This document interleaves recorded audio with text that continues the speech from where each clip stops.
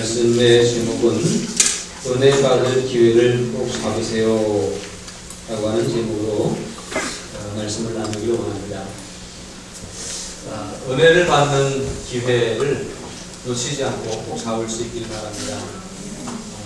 다니엘 기도회는 우리에게 은혜 받을 수 있는 기회를 우리에게 주어졌습니다.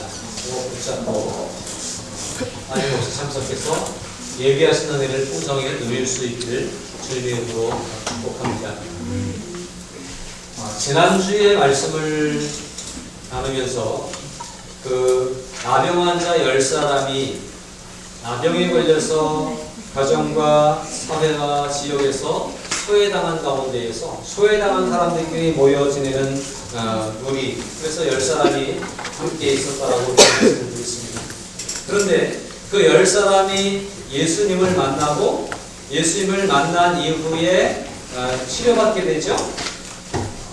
그리고 돌아가는 길에 치료받은 이후에 나머지 9은 각각 돌아가고 한 사람만 예수님에게로 돌아오게 되는데 이 사람은 누구였다 그랬어요?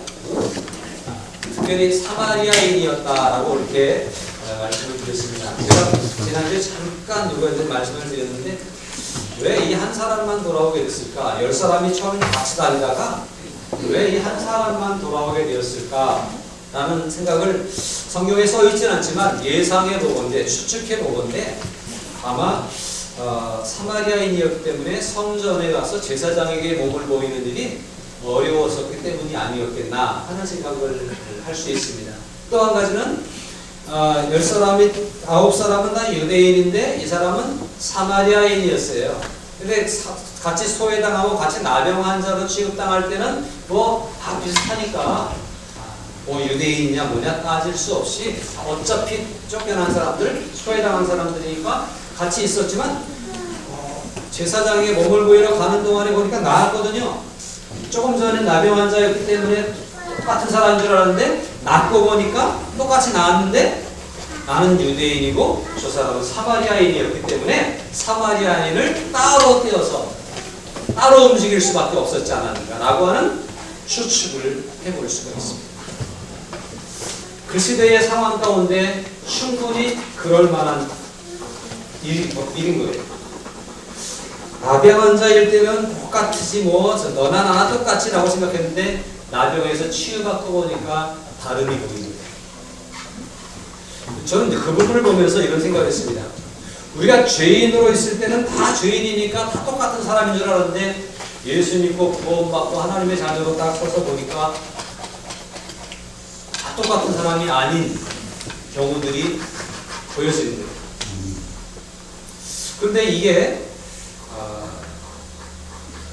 죄인으로 있을 때도 똑같았고 예수님을 만나서 구원받은 이후에도 똑같이 하나님의 자녀를 하나님의 백성으로 그렇게 살아서 하나님께 예수님께로 돌아갔으면 참 좋겠는데 다르게 보인다고 하는 것이 참 좋은 점이기도 하지만 이것이 심각한 문제가 될 수 있다고 하는 사실을 우리가 좀 인지하면 좋겠다 하는 생각을 합니다.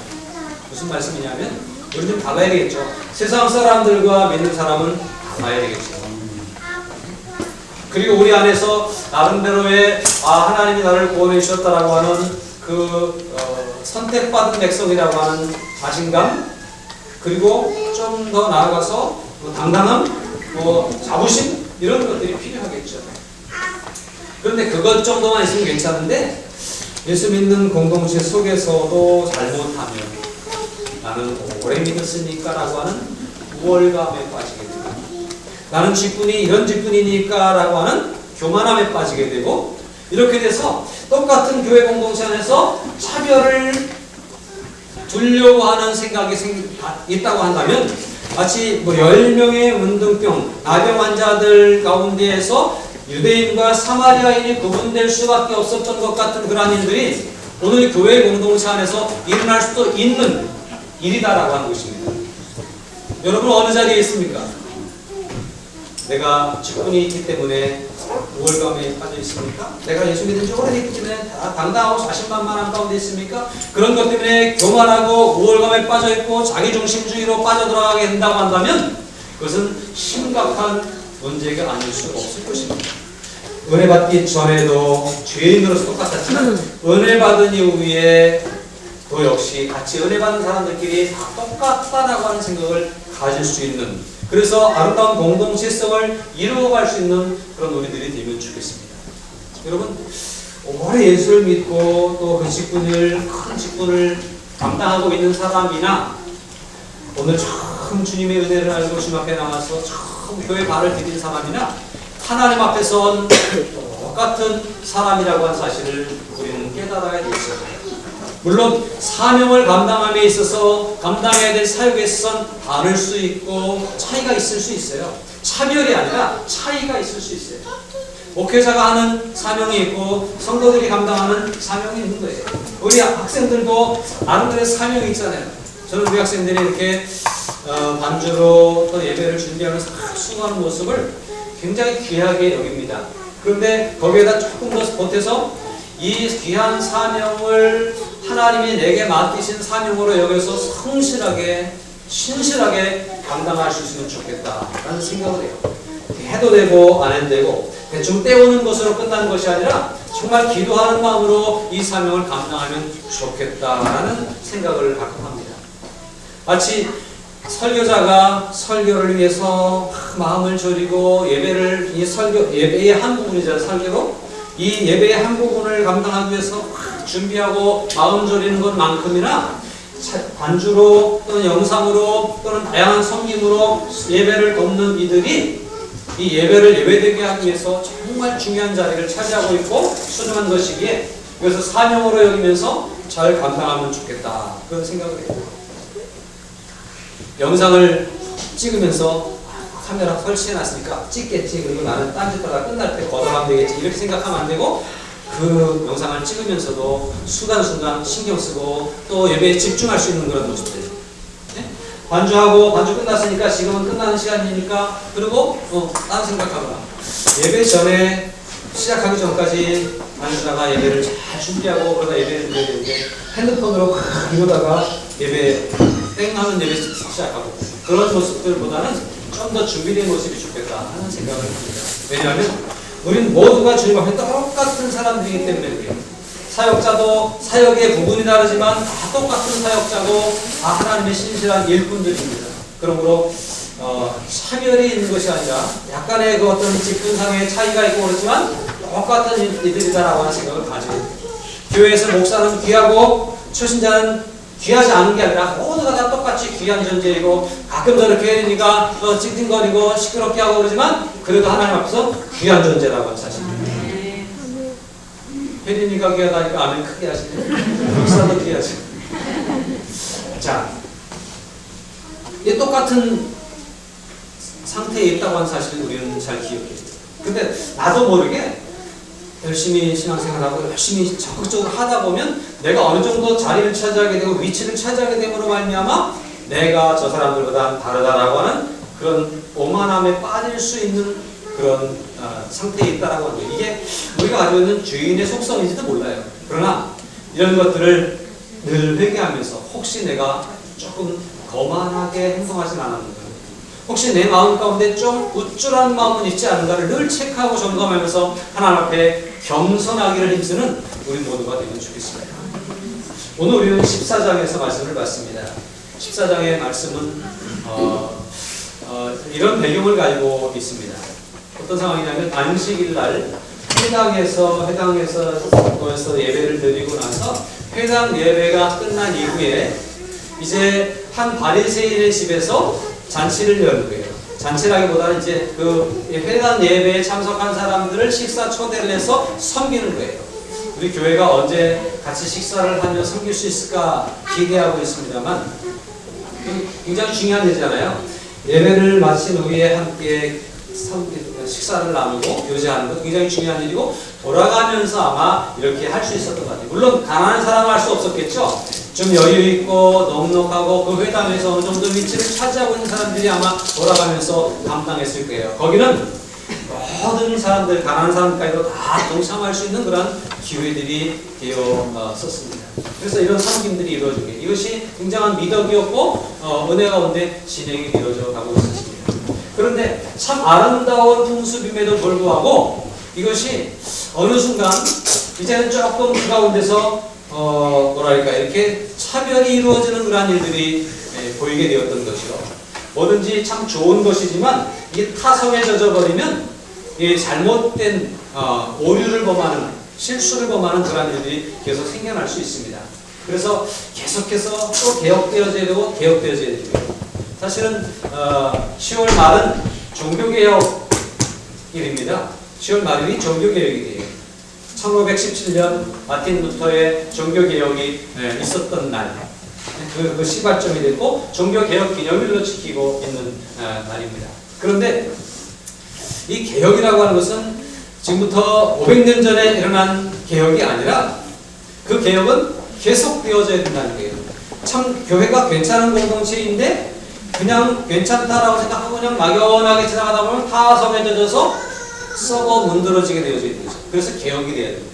오늘 우리 교회도 우리가 생각할 때는 괜찮은 것 같은데 우리가 모르는, 우리가 신경 쓰지 못했던 한 구석에서 또 냄새가 나는 일들이 생길 수 있기 때문에 늘 청소하고 늘 개혁하고 그런 일들이 일어나야 돼요. 개개인의 신앙들도 마찬가지입니다. 여러분, 우리가 늘 긴장하지 않으면 우리의 믿음이 삐뚤어진 믿음으로 되어져 버릴 수 있어요. 그냥 했던 대로, 옛날에 했던 대로, 지난주에 했던 대로 그냥 오늘 교회 와서 있지만 예배를 드리지만 이 예배가 정말 하나님 기뻐하신 예배가 되기보다는 형식적인 예배, 그냥 지나가는 치우쳐진 예배가 될 수 있기 때문에 늘 우리의 신앙은 끊임없이 개혁되어져야 된다. 이런 생각을 가지고 살아갈 수 있길 바랍니다. 참 쉽지 않습니다. 그러나 개혁이. 저도 우리 교회가 예배 순서도 좀 자꾸 개혁됐으면 좋겠다. 근데 어떻게 바꿔야 될지가 고민이고 또 바꾸면 갑자기 바꾸면 또 놀랄 것 같아서 늘 그래요. 그러나 그런 마음이 계속 살아있으면 뭐 상황이 환경이 변하진 않아도 계속 새로운 예배가 될 수 있고 새로운 믿음이 될 수 있는 것입니다. 바라기는 우리 교회가 늘 이렇게 정신을 차리고 좀 신중하게 생각하면서 개혁자의 마음으로 매 순간순간을 새롭게 맞이할 수 있는, 매 주일 예배를 새롭게 새로운 마음으로 드릴 수 있는 우리 교회가 될 수 있길 바랍니다. 저와 여러분들의 개개인의 믿음들이 날마다 주님을 새롭게 만나고 주님 앞에 또 다시 서고 어제를 잊어버리고 오늘 새롭게 서는 이런 개혁의 신앙이 계속될 수 있기를 주님의 이름으로 부탁드립니다. 근데 이 예수님 시대의 회당 예배에 끝나고 나서 섬기는 일들이 참 아름다운 풍습임에도 불구하고 그 속에서 그렇지 못한 모습들이, 더 중요한 것을 잃어버리는 모습들이 생겨나게 되었던 거죠. 그 앞에 우리가 16절부터 읽었나요? 이 앞부분에 보면 이런 내용들이 있습니다. 예수님이 안식일에 회당에서 병자를 고쳤거든요. 18년 동안 병들어서 고생한 사람을 고쳐준 것에 대해서 안식일날 병 고치는 것이 옳으냐 그러냐 막 이렇게 얘기하는 사람들이 있었어요. 그 생각을 예수님이 가지고 있었던 거죠. 그리고 나서 이제 식사자리에 초대해서 식사자리에 왔는데 여기서 보란듯이 수정병이라고 하는 병든 사람을 데려다고 병 고치는 게 옳으냐 그러냐 대놓고 얘기해요. 전에도 한번 핀잔을 들었거든요. 전에가 오래전이 아니에요. 조금 전에. 그런데 와가지고 대놓고 그게 사람들이 가지고 있는 잘못 생각이기 때문에, 물론 안식일날 뭔가 일하는 것이 생명과 관계된 것 외에는 하면 안 되는 것이 유대의 율법 가운데 있었지만, 그리고 율법에 젖어가지고 뭐 조금 덜 중요하다고 생각하면 자꾸 하찮게 여기고 어려운 사람을 돕는 일까지도 이 안식일이니까 안 하는 그런 일이 생겼기 때문에 이 안식일의 정신, 하나님을 향한 믿음의 그 본심이 좀 퇴색된 것은 아닌가라고 하는 것을 알아주는 것인 것 같아요. 그래서 대놓고 사람들 앞에서 안식일임에도 불구하고 데려다가 이 사람을 고치는 게 맞냐, 그러냐라고 얘기하면서 고쳐주셨어요. 그래서 정말 안식일의 정신이 뭐고 정말 주님이 원하시는 것이 무엇인가를 따르는 것이 중요하다라고 하는 사실을 보여주십니다. 또 이 먹는 자리에서 사람들이 이렇게 자리에 좌석을 내치하는 거 보니까 서로 높은 데 앉으려고 하는 사람들의 모습을 봤습니다. 기껏 하나님 앞에 겸손하게 예배를 드리고 나와서 식사 자리에 앉아서 내가 더 높은 자리에 앉으려고 하는 사람들의 모습을 봤고, 서로 잘 뛰는 곳에 가려고 하는 사람들의 모습을 보았습니다. 그래서 주님은 이런 말씀을 하셔요. 잔치 초대를 받거나 어떤 자리가 있거든 낮은 자리에 앉아라. 나중에 혹시 귀한 사람이기 때문에 불러 올리면 더 영광을 받지 않겠냐? 처음부터 왜 높은 자리에 가려고 그러느냐라고 하는 말씀을 하십니다. 여러분, 교회 안에 높고 낮음이 있습니까? 어떤 교회는 예배 끝나고 식사하러 갈 때 목사님 자리는 따로 이렇게 차려놓고 목사님이 앉아야 성도들이 앉는다 그러더라고요. 나름대로 그 교회가 목사님을 잘 섬기려고 하는 마음은 충분히 이해가 돼요. 그래서 제 마음 가운데는 똑같이 하면 안 될까라고 하는 생각을 가지고 있습니다. 그렇다고 해서 또 여러분들이 너무 목사님 똑같이 뭐 이렇게 저를 내려놓으면 좀 곤란하긴 한데 그게 아니라 정말로 높고 낮으면 하나님 앞에서 아무것도 없다는 거예요. 그런 순수함이 있어야 되는데 이 바리새인의 집에서 좀 부자들, 좀 교회에서 회당에서 직책 있는 사람들, 이런 사람들을 막 높이 세우고 그들을 더 알아주는 그런 모습들을 보고 주님은 이것은 좀 문제가 있다 라고 지적하시는 그런 모습을 볼 수 있습니다. 우리 안에 목회자의 때뿐만 아니라 여러분들의 모두에 대해서 이런 차별의식보다는 서로 섬기려고 하는 모습은 필요하겠죠. 그러나 정말로 하나님을 이룰 수 있는 그런 일들이 있기 바랍니다. 그래서 주님이 이것을 지적하고요. 이런 것들을 지적하면서 주님이 잔치자리에서 서로 높은 데 앉으려고 하지 말아라 라고 하는 가운데 정말 이 사람들이 더 중요한 것을 잊어버리는 것에 대해서 오늘 지적하기 위해서 오늘 본문의 말씀을 말씀하는 거예요. 이런 얘기를 하니까 한 사람이 이런 얘기예요. 하나님의 나라에서 음식을 먹는 자는, 떡을 떼는 자는 복이 있습니다. 이런 얘기를 해요. 그러니까 하나님의 백성, 우리는 하나님 백성이고요. 하나님 백성으로서 함께 음식을 나누고 특별히 하나님의 나라에서까지 함께 음식을 먹는다고 한다면 얼마나 행복할까요? 라고 하면서 자신들이 구원받았다라고 하는 자신감을 드러내는 발언을 하게 됩니다. 이게 15절에 있는 말씀이에요. 근데 오늘 16절부터 이제 예수님 말씀하시고 그 소리를 듣고 이 사람들 봐라. 하나님의 나라에 대한 자신감이 있네.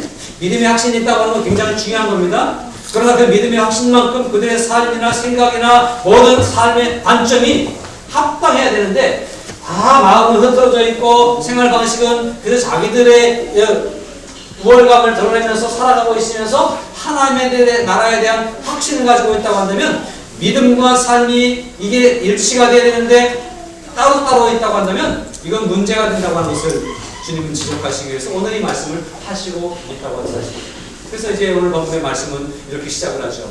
이르시되 어떤 사람이 큰 잔치를 베풀고 많은 사람을 청하였더니 라고 말씀합니다. 비유의 말씀을 하시는 거예요. 큰 잔치가 열렸어요. 한 사람이 잔치를 열었어요. 이 잔치는 우리가 이렇게 이해합니다.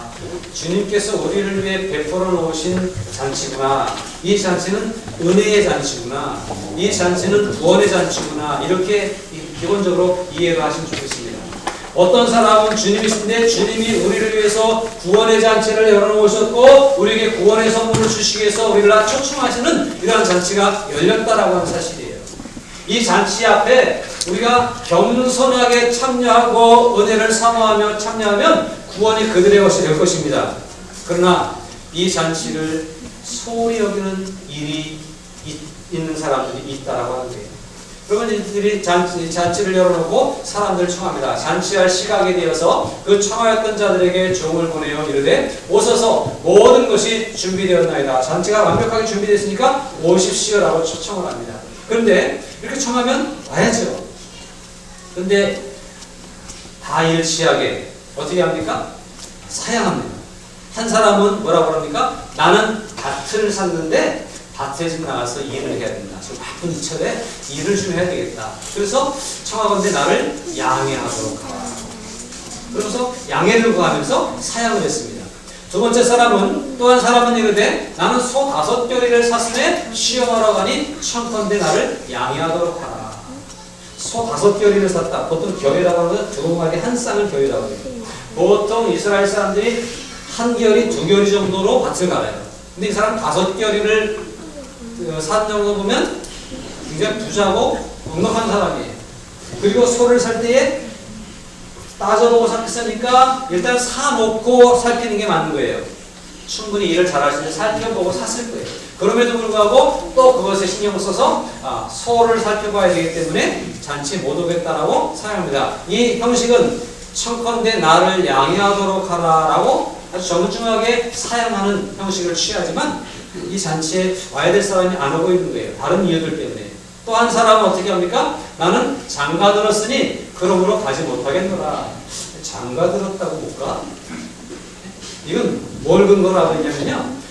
율법에 신명기 24장 5절에 보면 사람이 새로이 아내를 맞이하였으면 그를 군대로 내보내지 말 것이요. 아무 직무도 그에게 맡기지 말 것이요. 그는 1년 동안 한가하게 집에 있으면서 그가 맞이한 아내를 즐겁게 할지니라. 결혼을 해서 아내를 맞이했으면 그 아내에 대한 책임을 다하라고 하는, 그래서 아름다운 가정을 꾸리는 일을 위해서 최선을 다하라고 하는 것 때문에 군대도 면제해줬다는 거예요. 전쟁이 나가도 안 나가도 되도록 허락했다는 거예요. 누구를 위해서? 그 가정을 세우기 위해서 그렇게 한 거죠. 아마 이 속에는 제가 생각할 때 또 이런 의미도 있을 거예요. 이제 한 가정을 이루면 이 가정에 유대인들에게 특별히 대를 이어가는 게 굉장히 중요하잖아요. 1년 정도면 충분히 대를 이어갈 그 자녀를 생산할 기회가 되기 때문에 1년 동안은 군대도 내보내지 않고 무슨 힘든 일을 안 시키는 거예요. 그냥 편하게 아무것도 하지 말고 한가하게 집에 있으면서 아주 이렇게 가정을 위해서 살도록 그렇게 합니다. 근데 그런 것 때문에 결혼한 것 때문에 뭐든지 사용할 수 있는 특권이 있는 거예요. 그래서 이것 때문에 안 가겠다고 합니다. 그런데 여러분, 이 잔치가 나름대로의 사정이 있어서 안 가지만 아까 처음에 제가 말씀드렸죠. 이 잔치가 어떤 잔치예요? 구원의 잔치, 은혜의 잔치. 이 잔치에 참여해서 구원의 떡을 먹는 그런 잔치예요. 그러니까 이것은 이 구원의 떡을 먹는다라고 하는 것은 세상의 그 어떤 것들과는 비교할 수 없는 거예요. 다른 것, 전쟁이 나는 것보다도 더 중요한 것이 이것이라고 하는 사실이에요.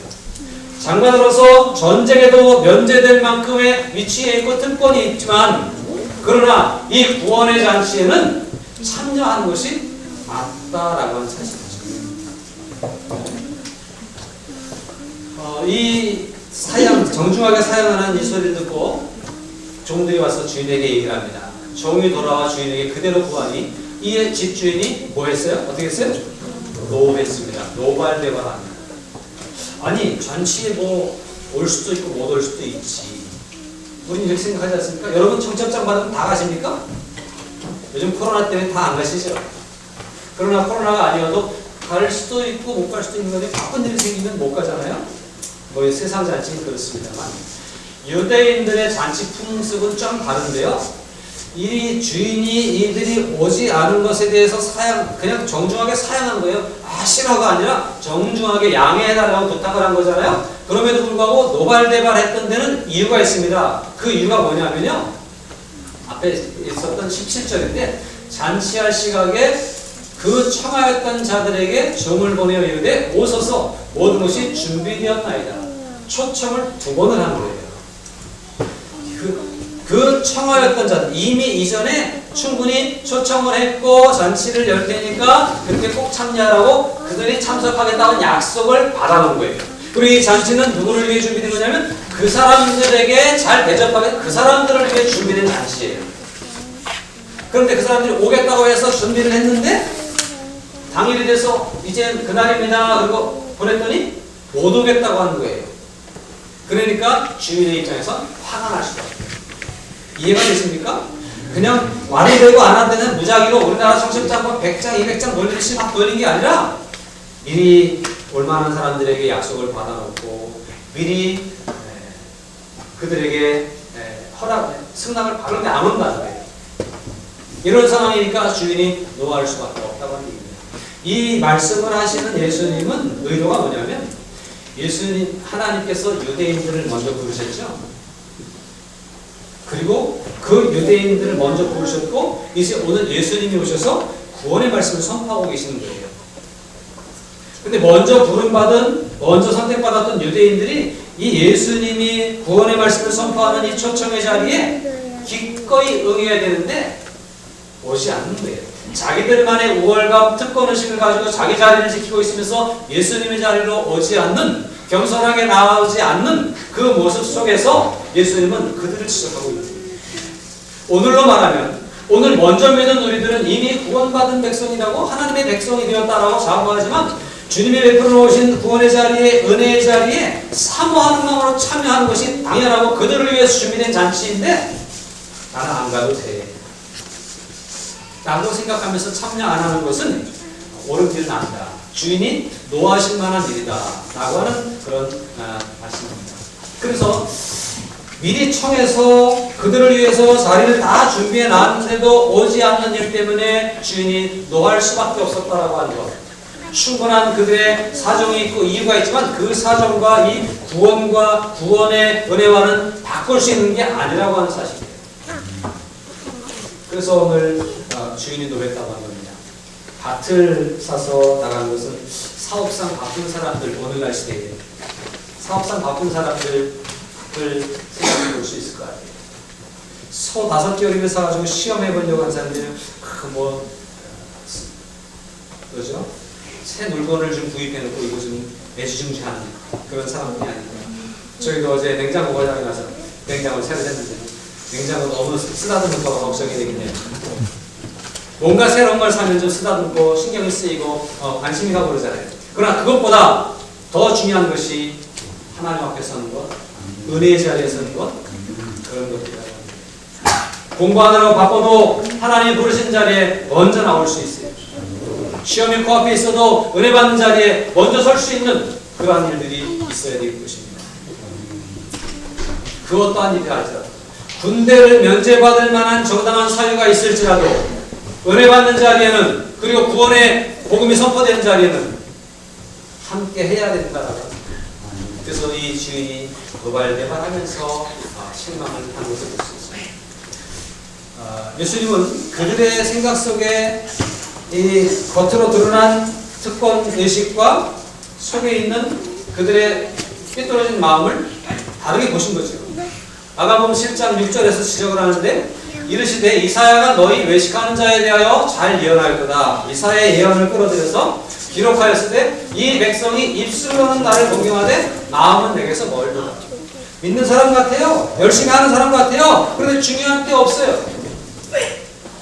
말하는 것과 행동하는 것이 다른 거예요. 보여지는 것과 안 보일 때가 다른 거예요.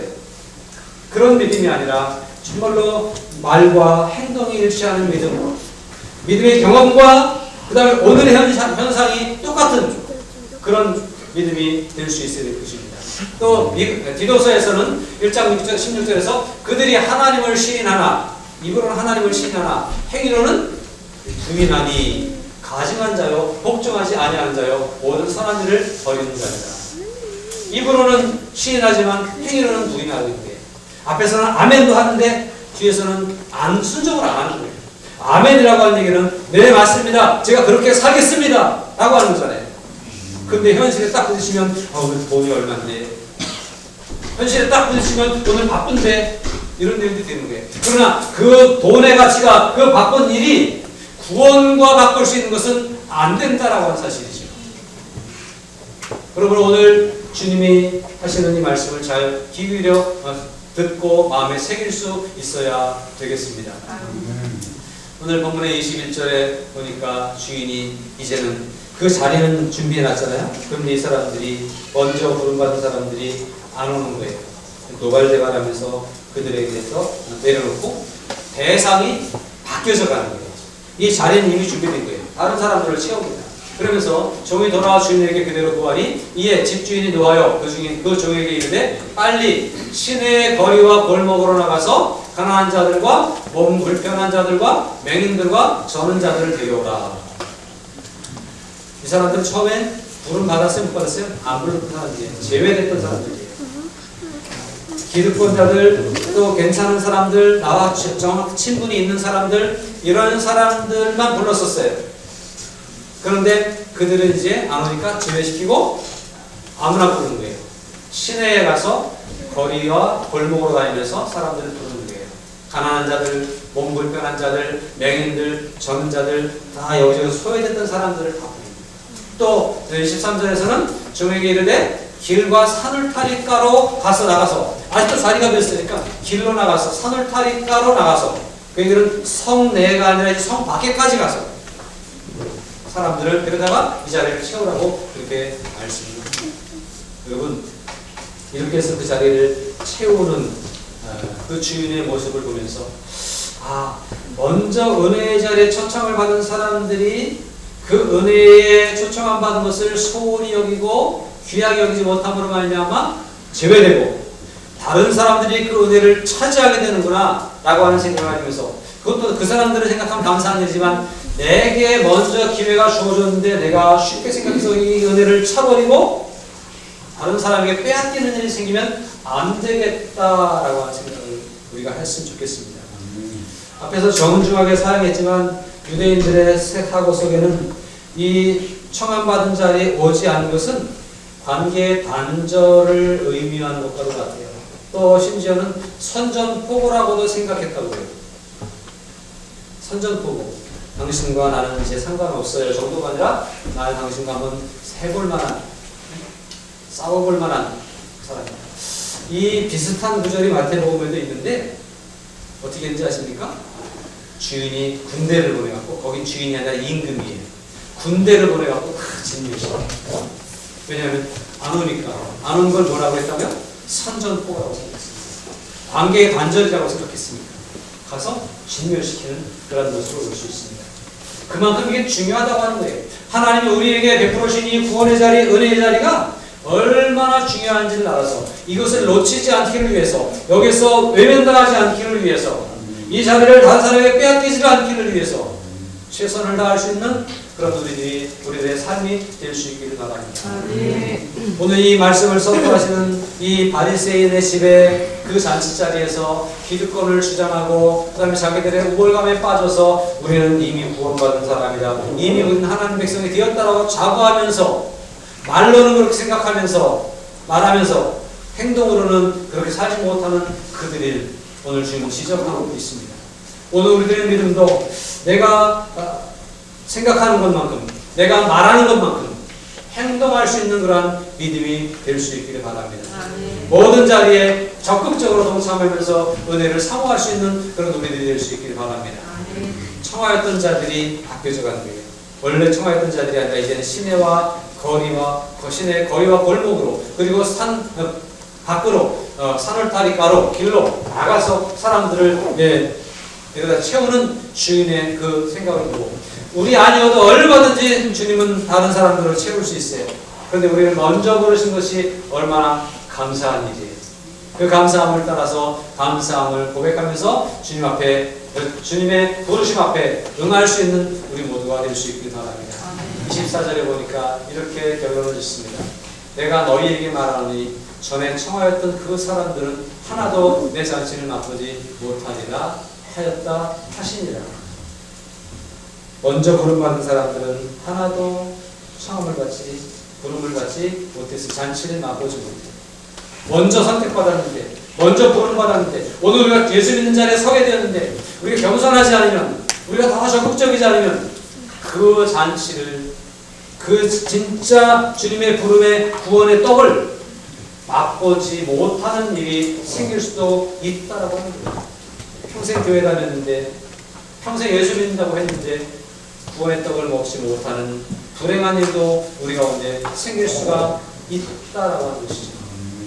그러므로 겸손한 모습으로, 순수한 열정으로 하나님 앞에 기회가 되는 데에 열심히 다가설 수 있는 저와 여러분들이 된다면 그 구원의 떡이 정말 우리가 능히 맛볼 수 있고, 정말로 하나님께서 부르시는 예비해 놓으신 그 잔치를 충분히 누릴 수 있는 우리 모두가 될 줄로 믿습니다. 그러므로 오늘 이 말씀 앞에 서 있는 저와 여러분들 중에 그 누구도 이 구원의 떡, 구원의 잔치와 관계없는 사람이 되지 않기를 부탁을 드립니다. 열심히 기회를 붙잡고 기도하며 동참하며 나아갈 수 있는 우리 모두가 될 수 있기를 주님으로